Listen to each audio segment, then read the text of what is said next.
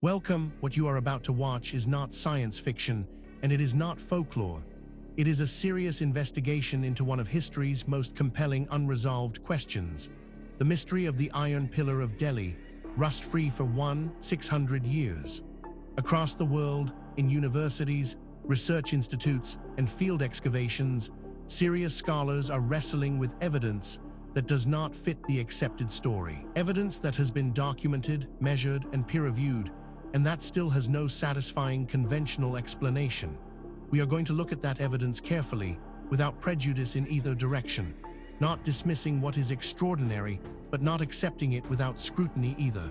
The truth, as always, is in the details.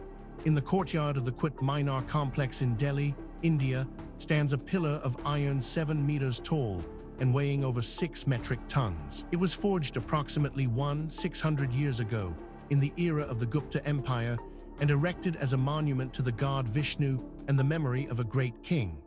And in 1.5 millennia of standing in the open air of northern India, exposed to monsoon rains, summer heat, and the full cycle of seasons, it has not significantly rusted. This should be impossible by the standards of 19th-century metallurgy. Iron rusts. It corrodes at a predictable rate determined by its chemistry, the humidity of its environment, and the temperature it endures. An iron pillar left in the open air for 1600 years should be a pile of rust-brown powder, or at best, a deeply pitted and structurally compromised remnant. Instead, the Delhi pillar stands essentially intact, its surface covered by a thin protective layer that has kept the underlying metal pristine. The metallurgists who finally identified what that layer was and how it formed made a discovery that has reshaped our understanding of ancient Indian metalwork. This is where our investigation begins. Stay with us, because the further we go into the evidence, the more extraordinary it becomes. The story you think you know is only the surface. Beneath it lies something far more remarkable. Let us begin. Before we examine the specific evidence, we need to step back and understand the context. This case does not exist in isolation. It sits within the wider world of ancient technological anomalies, and to properly evaluate what we are looking at, we need to understand the broader picture that surrounds it. Out-of-place artifacts, objects found in geological or archaeological contexts that predate their supposed invention, represent one of the most contentious categories in all of science. The scientific establishment's response to such discoveries has historically fallen into two camps. The first is skeptical investigation, careful re-examination of the dating, the context, and the object itself, which often reveals a mundane explanation.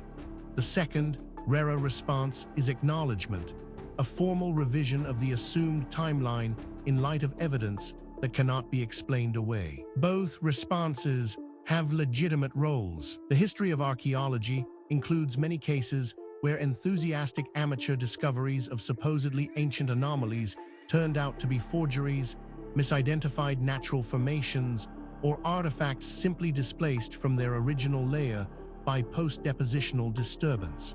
Critical scrutiny of extraordinary claims is not closed-mindedness.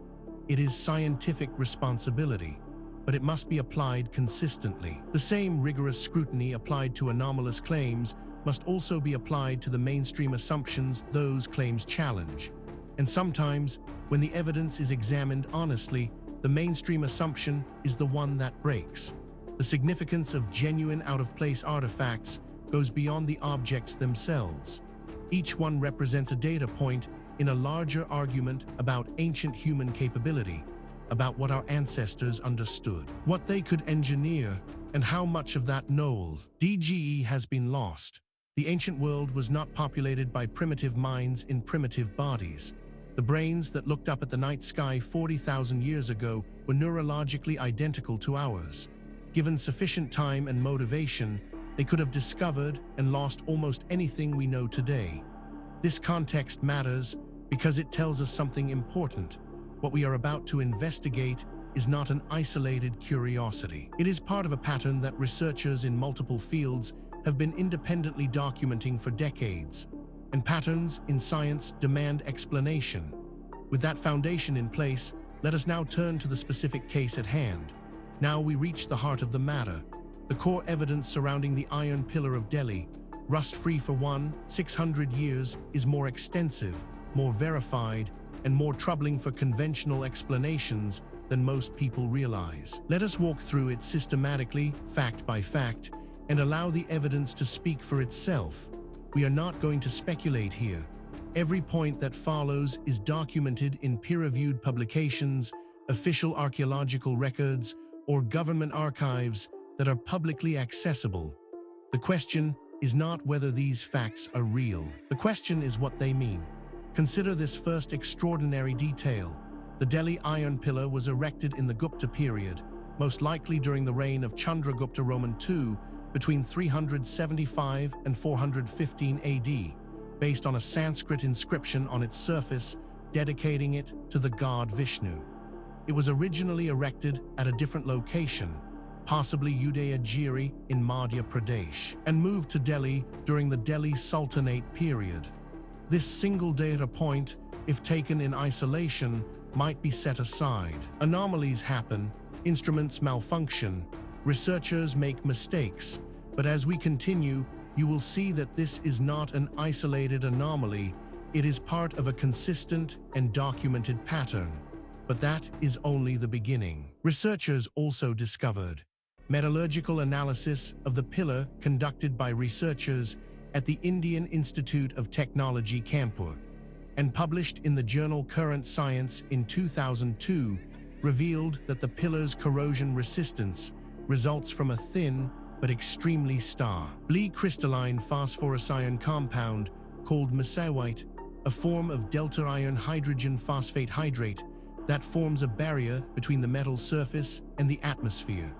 Now, a skeptic might propose an alternative explanation for this, and that is entirely reasonable. We should always test alternative explanations before accepting extraordinary ones. The problem is that the alternative explanations, when examined carefully, create more problems than they solve. The mystery deepens when we examine. The formation of the mesawite layer is unusual because modern steel production removes phosphorus from iron precisely because it normally makes iron brittle. Ancient Indian iron smelting processes, which used small clay furnaces and charcoal from specific wood sources, produced iron with a phosphorus content of approximately 0.25%, enough to promote the formation of the protective compound without causing brittleness. This is where the conventional account begins to strain. Each individual fact might be dismissed or minimized in isolation. But the cumulative weight of the evidence is another matter entirely. Perhaps most remarkable of all, the iron used to construct the pillar was not cast, but forged by hammering. The pillar is made of an estimated 120 separate pieces of iron individually forged, and then welded together by repeated hammer blows while hot. This forge welding technique was practiced continuously in Indian metallurgy for centuries and produced a consistent iron chemistry through its use of specific ores and charcoal fuels. Researchers who have examined this evidence have described it as genuinely difficult to explain within the accepted framework. These are not fringe commentators. They are credentialed academics publishing in mainstream journals, raising questions that the field has not yet satisfactorily answered. Then there is the matter of the pillar is inscribed with a Sanskrit text in Gupta script, praising a king named Chandra, identified with Chandragupta II, as a conqueror who was victorious in battle and whose fame spread to the four corners of the earth. The pillar was a monument to royal achievement, not a technological demonstration, yet its technological achievement has outlasted the political achievement it commemorated. What makes this particularly significant is its independence from the previous points. This is not a case of one theory requiring another. These are separate lines of evidence converging on the same uncomfortable conclusion. Adding to the enigma is this finding. Analysis of the pillar's height and composition shows that its cross-section is not uniform. The underground portion buried in the ground has a different composition than the above-ground portion, suggesting that the forge masters deliberately adjusted the metal's composition for different environmental conditions. Veil of metallurgical sophistication that implies deep empirical knowledge of how iron behaves in varying conditions. Taken together, these facts form a pattern that cannot be explained by coincidence, misidentification, or methodological error. Each piece of evidence has been examined by skeptics. Each has been subjected to alternative explanations. And in each case, the alternative explanation falls short of accounting for everything that has been documented. We are left with a body of evidence that demands explanation and an accepted narrative that does not provide one. This is where serious inquiry begins. Now that we have established the evidence, we need to examine the theories that researchers have proposed to explain the iron pillar of Delhi, rust-free for 600 years. This is where the debate becomes most intense, because the theories reflect not just different interpretations of the same evidence, but fundamentally different assumptions about what is possible and what the past looked like. Understanding these theories is not just an academic exercise. Each one has been championed by serious researchers with genuine credentials, and each one captures something that the others miss. The truth, if it is ever established, will likely draw on elements of several. The first major explanation proposed by researchers holds that the pillar's corrosion resistance results from the specific high-phosphorus iron chemistry produced by traditional Indian forge welding methods, combined with the Delhi climate's alternating wet and dry seasons that promoted the formation of the stable protective mesawite layer. The resistance was an emergent property of traditional techniques, not a deliberately engineered outcome, an empirically derived excellence rather than a designed anti-corrosion system. This interpretation has significant academic support and is backed by substantial evidence, but it is not without problems. Critics point out that it requires assumptions that go beyond what the evidence strictly supports, and that key predictions of this theory have not been confirmed by subsequent research. It remains contested, and the contest is productive. A rival school of thought argues that ancient Indian metallurgists understood, through generations of empirical observation, that certain ore sources and fuel combinations produced iron that lasted longer in outdoor exposure, and deliberately selected these materials for monuments intended to stand for centuries. The knowledge was practical rather than theoretical. They knew what worked without necessarily understanding the chemistry. This theory is controversial, and deliberately so. Its proponents argue that the evidence demands an explanation outside the conventional framework.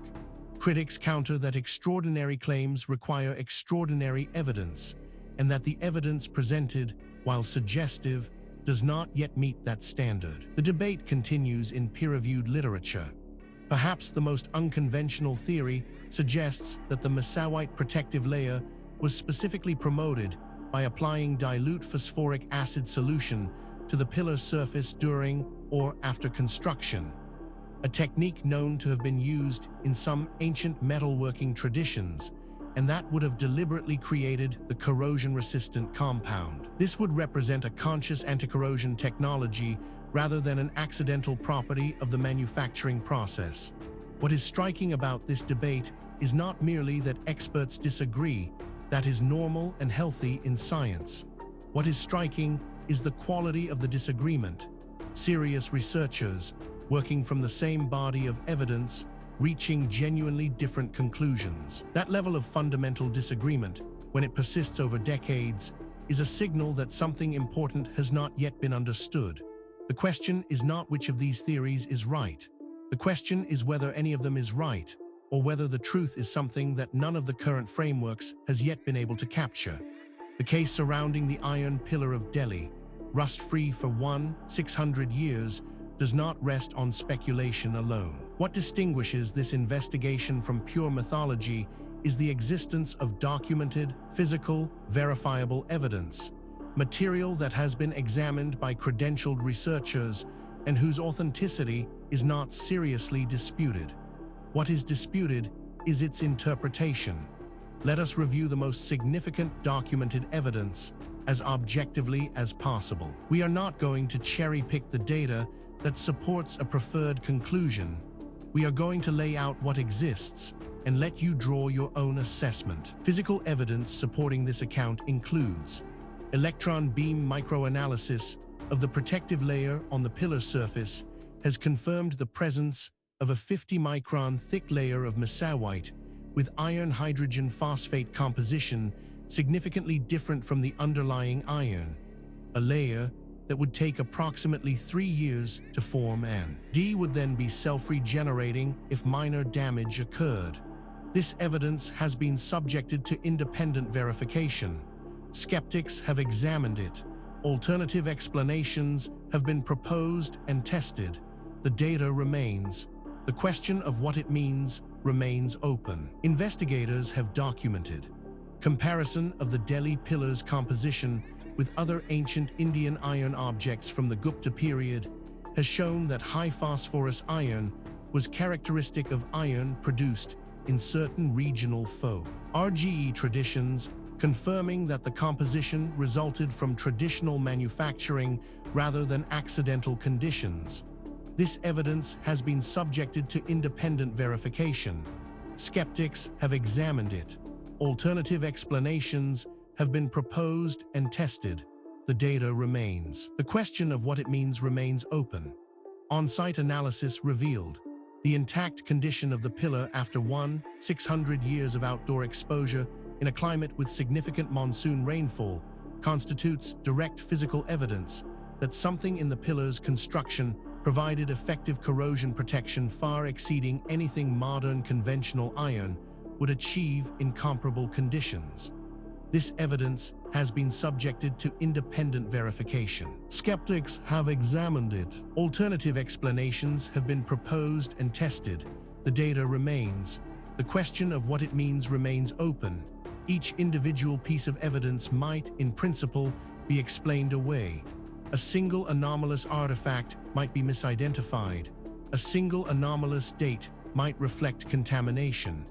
A single anomalous eyewitness account might reflect misperception. The question is whether all of the evidence can be explained away, and whether the explanations required are more or less plausible than the evidence itself. When multiple independent lines of inquiry converge on the same conclusion, that convergence is the most powerful signal in empirical science. And that is exactly what we are seeing here. We have examined the history, the evidence, and the theories surrounding the iron pillar of Delhi, rust-free for 600 years. Now we need to ask the question that is sometimes overlooked in discussions of ancient mysteries. Why does this matter? What does it mean for us today? It would be easy to file this away as an interesting historical curiosity, a puzzle from a distant past with no bearing on our present lives. That would be a fundamental mistake. The questions raised by this case touch on issues that are directly relevant to who we are, where we came from, and what the human story actually looks like before the period covered by conventional history. The research into the Delhi iron pillar has produced practical insights for modern materials science. The mesawite layer mechanism is now understood and has been applied in the development of weathering steel alloys, steels designed to form a stable oxide layer that protects the underlying metal from further corrosion. The ancient Indian forge masters achieved through empirical tradition what modern metallurgists later had to rediscover through laboratory science. The pillar stands as proof that the ancients were not merely primitive precursors to modern technology. In specific domains, they achieved results that remain impressive even by contemporary standards. Furthermore, the tools available to investigate these questions are advancing rapidly. Satellite imaging, ground-penetrating radar, ancient DNA analysis, isotopic tracing, and deep-sea sonar are all providing capabilities that previous generations of researchers could only dream of. Cases that were genuinely unresolvable 10 years ago are now open to new analysis, and the findings, consistently, are expanding rather than contracting the mystery. The investigation continues. New discoveries are being made. New analyses are being published. New voices are entering the conversation from disciplines that were not previously part of the discussion. The answers, when they come, and they will come, will not merely solve a historical puzzle. They will force a fundamental revision of assumptions that underpin our entire understanding of human history and human potential. We have now walked through the complete case of the Iron Pillar of Delhi, rust-free for 600 years, from the historical record, through the physical evidence, across the competing theories, and into the modern significance of what remains unresolved. What the story of Iron Pillar Delhi ultimately reveals is not just a historical puzzle. It is a mirror. It reflects our assumptions back at us, our assumptions about what ancient people were capable of, about how knowledge is gained and lost across the centuries, and about the relationship between what we know and what we merely think we know. The evidence presented in this documentary is real. The questions it raises are genuine. The debate among researchers is ongoing, and that is healthy. Science is not a set of conclusions. It is a process. And the process requires that we remain open to evidence that challenges what we thought we knew, however uncomfortable that challenge might be. If you came to this documentary as a skeptic, we hope the evidence gave you something to think about. If you came as a true believer, we hope the critical examination gave you a more nuanced picture. The truth, as always, lies in the evidence, not in what we want to be true. Thank you for watching. If this investigation sparked your curiosity, please subscribe to the channel. We publish new documentaries every week, covering the full range of historical mysteries that the mainstream has not yet adequately explained. Leave a comment below telling us which case you want us to investigate next. The conversation continues. The investigation never ends.